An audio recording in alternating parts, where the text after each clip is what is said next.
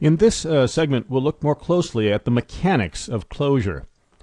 Let's start by asking, how does closure work for cases like our adder.js example, where the adder function has continued access to pointer inker even when makeAdder has already returned. Now, the details vary somewhat per JavaScript interpreter, but the basic implementation is pretty well locked down by the ECMA 262 spec.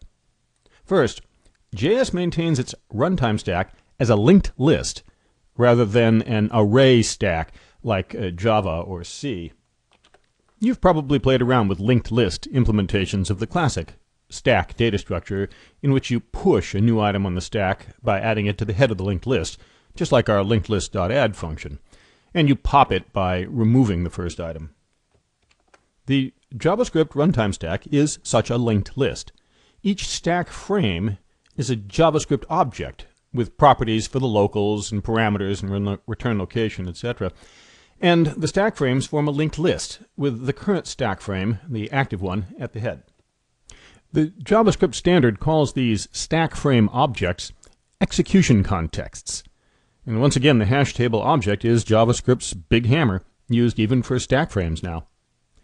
Each function call adds a new execution context, the stack frame, to the head of the RTS, and each return removes the top execution context from the head of the RTS. If there are no other references to the removed execution context, then the JS garbage collector frees it, as we've described in earlier lectures. So let's adjust the RTS diagram from our prior lecture as we have down here, showing the situation during the call of makeAdder, about at this line here, creating the adder function. We'll show execution contexts with an RTS next pointer, thus pointing to the execution context that called them, and a TOS pointer, top of stack, indicating the current top execution context. So in our situation, the makeAdder function is currently running, and its execution context is at the top of stack, pointing to the execution context for the main function that called it. And let's give it the name main so that we can discuss it now. All the angle bracket names in this discussion are offered as labels for hidden JavaScript data that actually cannot be referred to directly in JS code. So don't try to use the angle bracket names as JS syntax. Those are for the lecture only. Now, if an inner function is created during the call, then that inner function object retains a reference to the execution context of its outer function, in our case, makeAdder. So, in fact, the return of the outer function might not result in the garbage collection of its execution context, or stack frame. Any inner function created and returned from the outer function implies an ongoing reference to the outer function's execution context, preventing garbage collection. Let's diagram that for the call of makeAdder. We already know that at line 4 we have the RTS situation shown here in step A, and let's now add the new inner function object created at line 4. We said earlier that a function is an object with two special properties, and the first obviously is its code. And the second we can now add to get a complete picture of a function object, and this is its scope chain, a linked list of execution contexts, for the moment just one of them, to which the function refers when it needs to find a variable. And from now on we'll show function objects in the diagram in green, as you can see, with properties for the code and scope chain, identified by the made-up names angle brackets code and angle brackets scope. Now, moving forward to the situation after returning to the main function from the makeAdder call, we'll have what's shown in step. The execution context for makeAdder is no longer on the RTS, and it will never return to it. A second call of makeAdder would create a new execution context. But it is referred to from the newly created adder function. And it doesn't, therefore, vanish. When a function f is running, its first stop for any variables is the current top of the RTS. But if a variable is not found there, then it consults the saved execution context from the outer function that created f, which execution context might long since have been popped off the RTS, but which remains pointed to by this scope pointer. If the variable isn't in the scope context, then the next resort is generally the global space. But note, in more complex examples we'll hit in the advanced JavaScript course, and in one example of the next lecture segment, the outer function may itself have been created by yet another function. And in that case, scope points to the start of a linked list of execution contexts. That's the term scope chain. For now, it's enough to visualize one outer function's saved execution context in the scope chain. But what about functions that are created outside of an outer function at the global level? Even they have one saved execution context, technically speaking. And that's the global space. We can view the global space as the anchor execution context, the last execution context on any function scope's chain. If the variable x is not a local variable, and if it's not in the saved execution context of an outer function, then the next stop, and usually the last one, is the global space. So even in our simple examples, we may have two execution contexts in the list pointed to by the function scope pointer. In outer function's execution context, followed by the global execution context. One might even view the global space as a sort of ground level function call with an execution context that is at the bottom of the RTS, from which all other functions are ultimately called. Any function created at that ground level has only the global space as its outer function scope. So now the global context will also appear at the bottom of our RTS in the diagram. And since execution contexts must form a linked list, we'll add another hidden member called scope next to each execution context, showing the next one in the linked list of scope. Now, given that both the RTS and the scope chain are now linked lists of execution contexts, it's easy to blur them together. But they are different linked lists going in what you might call different directions.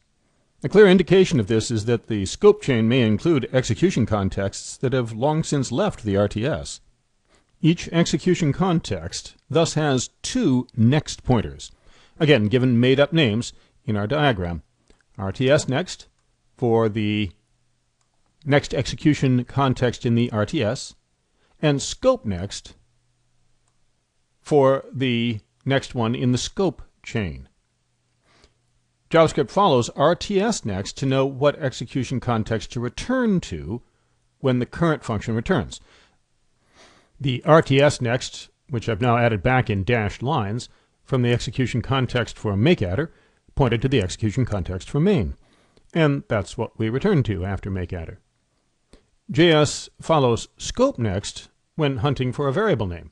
And the global execution context is at the end of either linked list.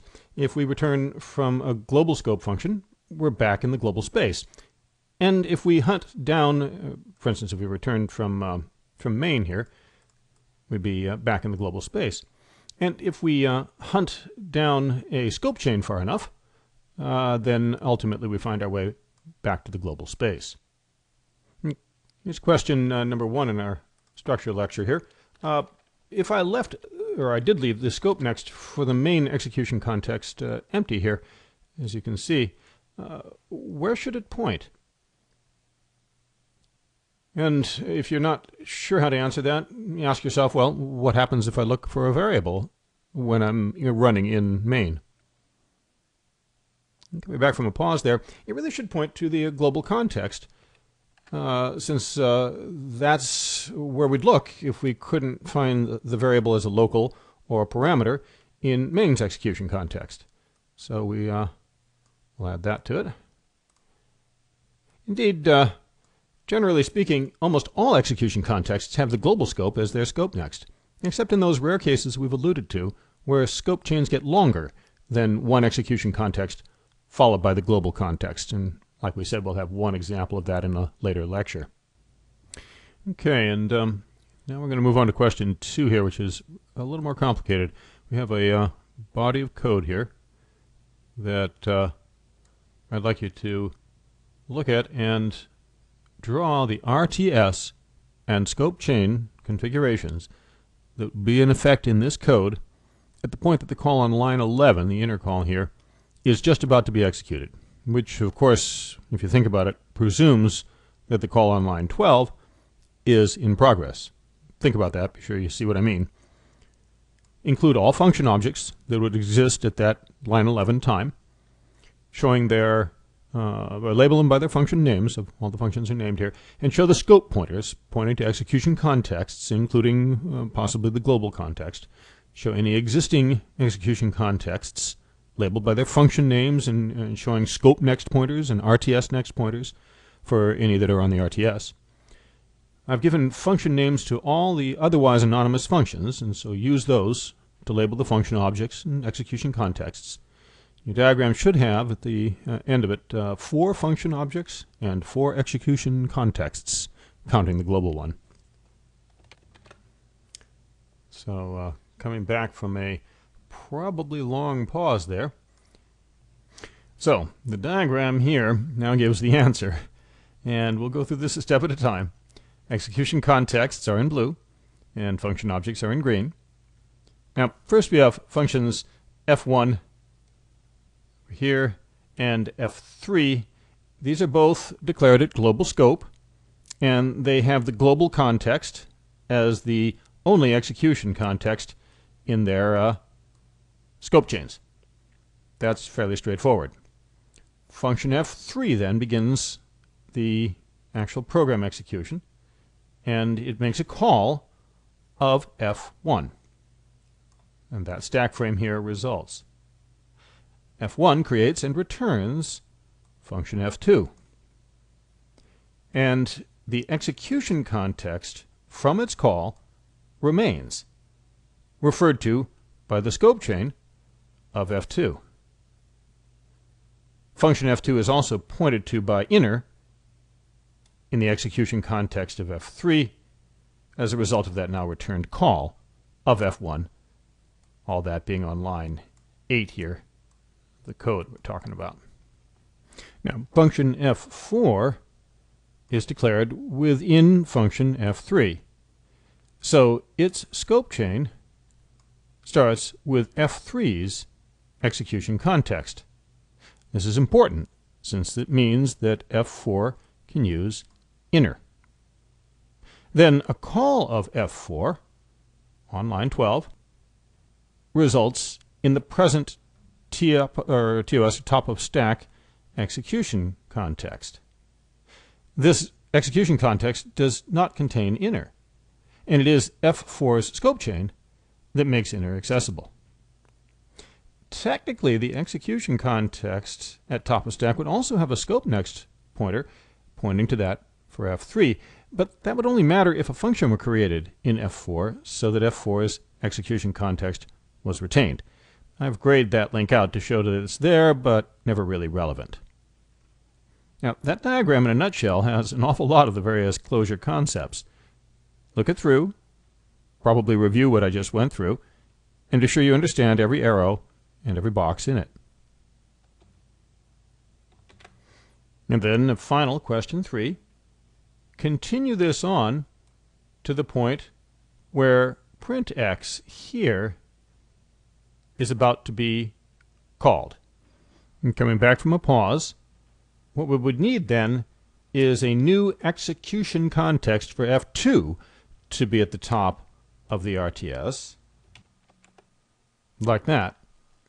And, of course, f2 will be consulting the f1 execution context via its scope pointer in order to find x, since the execution context on the stack does not have any local variable for x.